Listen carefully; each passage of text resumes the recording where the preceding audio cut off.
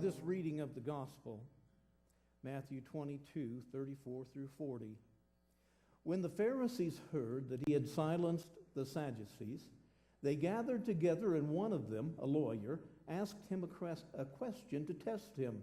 Teacher, which commandment in the law is the greatest? And he said to him, you shall love the Lord your God with all your heart, and with all your soul, and with all your mind. This is the greatest and first commandment.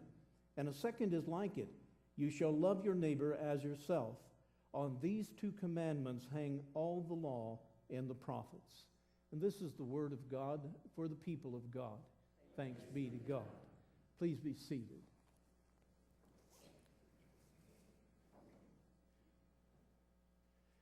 Have you ever asked yourself, and I'm sure that you have in recent past, why would anyone respond positively to the recruitment efforts of a terrorist organization like ISIS or ISIL, whichever one you want, whichever acronym you want to use?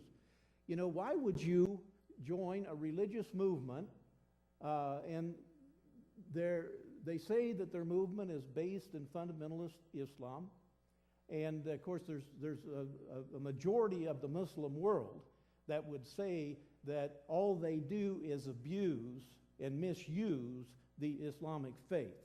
And so the majority of Muslims in the world would not claim them as a part of the Muslim faith, that they're using it and abusing it, which looks true for sure. I mean, why would you join a group that tells you right up front, well, what we're about is decapitating people, oppressing women and children, and just being abusive in general? Why would you join? You know, I guess, you know, I can understand maybe it sounding appealing from the standpoint of I think they promise people things like they promise suicide bombers that if you blow yourself up, you'll be a martyr, and so there'll be great reward in heaven. That's part of their faith. But have you ever thought about why would a young woman respond positively to the recruitment efforts of ISIS? They do that. I mean, it's like, well, I'm going to go join this group, and by golly, they guarantee me that they're going to oppress me and abuse me. You know, it's so difficult to understand the motivation. Maybe it's the fervor of the call. Maybe it's wanting to belong to something. Maybe it's a spiritual hunger, if you will, something a place within people. You know, some people maybe join because they can fight an enemy through that means. Well, I'm not saying that I have this figured out. I've thought about it. But you know what might be more important for me to think about, and for we as Christians to think about, is what is the motivation behind our Christian faith? That's what I've been doing a great deal here in the last few months. Been asking the question, who are we? Who am I as a Christian? And what difference does it make? You know, last Sunday, I said we are a people of the great news, aren't we? Reflected in John 3:16. You know, we are also a people of the great commandment that we just read about in Matthew 22. You can also read about it in Mark 12. Now, the first part of that commandment is a part of the Shema, isn't it? Nona read it in Deuteronomy. You know the Shema. Shema means hear, listen. Shema, listen, hear, O Israel. You know, love the Lord your God with all your heart, your soul, and your mind. Jesus used that when they tried to trip him up and wanted him to say what the greatest commandment in the law was. And then they could pick that apart. And that's when he gave us this very spatial and great commandment. He said the greatest commandment is to love God with all your heart, your soul, and your mind. And the second is like it, love your neighbor as yourself. Now and the second is like it, is important because the two are interconnected in a way that's very, very challenging. You know, it's one thing to be pious and to do things that demonstrate your love of God. It's another thing to connect that love of God to your neighbor. Now, the Apostle Paul, in the epistle that Nona read, he connected it even more for us, didn't he? He said, you know, not committing murder, not coveting, not doing all those things that the Ten Commandments talk about.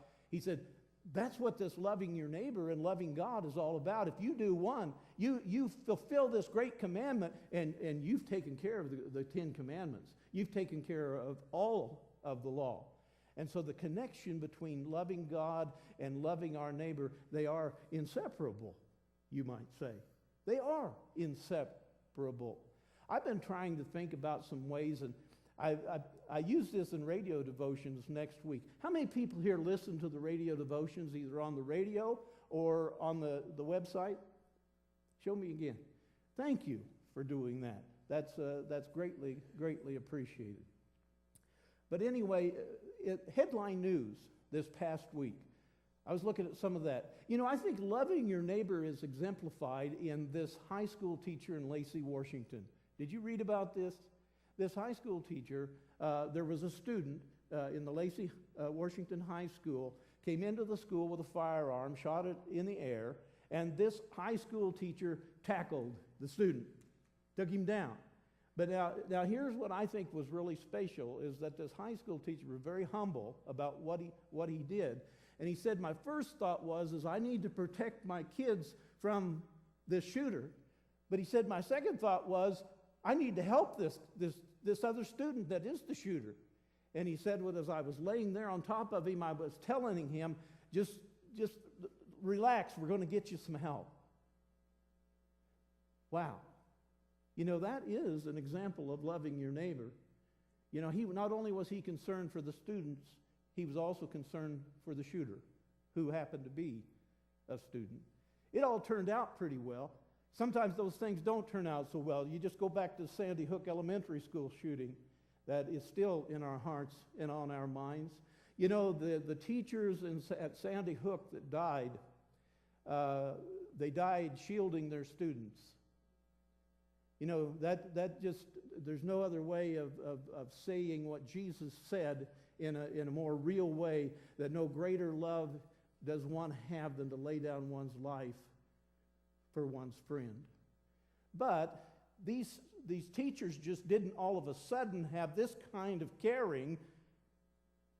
No, I'm sure those teachers had that same kind of caring in the way that they taught their children, the way their students, the way that they cared for them every day in the classroom. And it just came to bear in a really, really big way, an important way, when they were shielding those little ones from the terror of a shooter. Okay? Well, the headline news, it comes up with some pretty good examples of loving God and loving neighbor. You know, what happened in Nepal this past week reminds me as well. You know, the thing of it is that when you think about Nepal and the earthquake there, does Nepal seem a world away to you? It does to me. Do the customs and the traditions of the people of Nepal seem just, you know, a lot different when you watch it on TV? You know, they're Buddhist. A lot of people there are Buddhists. It just looks totally different than us. It's difficult to understand the people. It's difficult to be vicarious when it's that far away in the world. But that doesn't give us the right, though, to say, well, we shouldn't forget that that's the neighbor that Jesus was talking about. It doesn't matter that it's a half a world away, or if the people look different or have a different faith than we do. They're just as much our neighbor as the person down the street.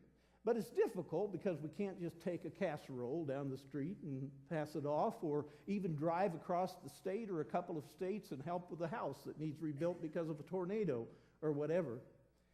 You know, that's where our connection in the church is very, very important in living out our faith, and especially this great commandment of loving God and loving our neighbor.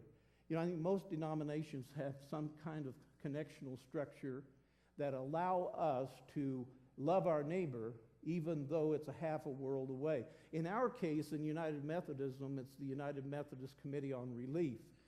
Now, you can contribute online by just going to www.umcor.org, or you can just put a check or an envelope with cash in it in the plate right here this morning, and write on there Nepal, and it will get there.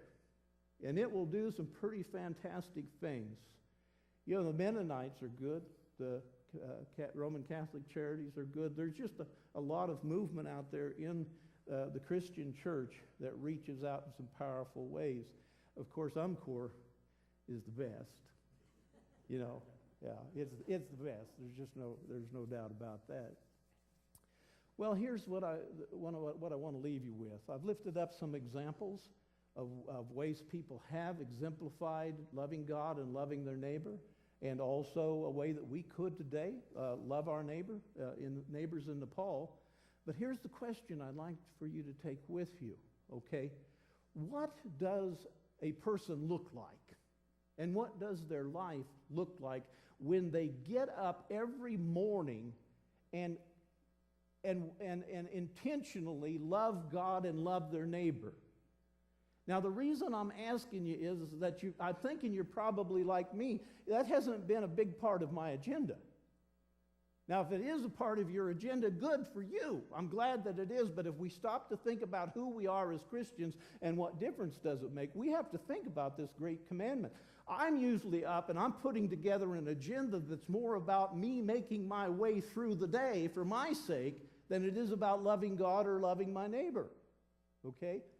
So what would our lives look like if we got up every morning and the first thing on our mind was about loving God that day and what we could do to express our love of God through loving our neighbor?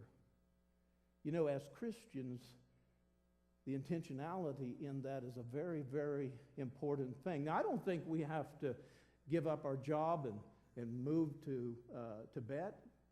Do you? No, I'm just talking about how can we live life together? Loving God, loving one another, and loving our neighbor wherever they might be. I'm just going to leave you with that question. Amen.